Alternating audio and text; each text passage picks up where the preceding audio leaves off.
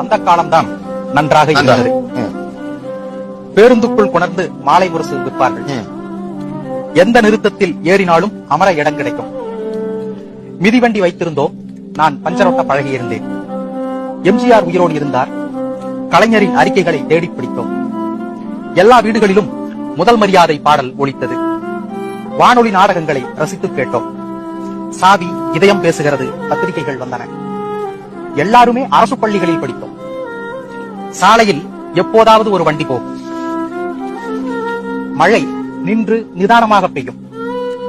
சாராய கடைகள் இருந்தன. இன்றைய கூட்டம் அக்கடைகளில் இருந்ததே இல்லை.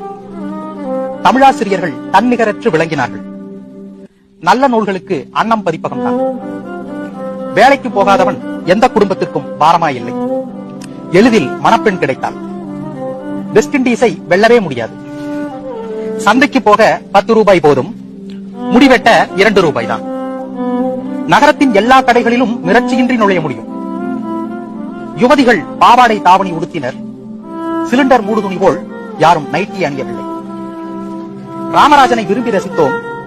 அதிகாலைகள் பறவை கீச்சுகளால் நிரம்பி இருந்தன. புது துணிகளை விசேஷங்களுக்கு என்று உடுத்தாமல் வைத்திருந்தோம். ஊசல் சுவர் கடிகாரத்திற்கு சாவி கொடுத்தோம். தானாய் துயில் கலைந்து எழுந்தோம்.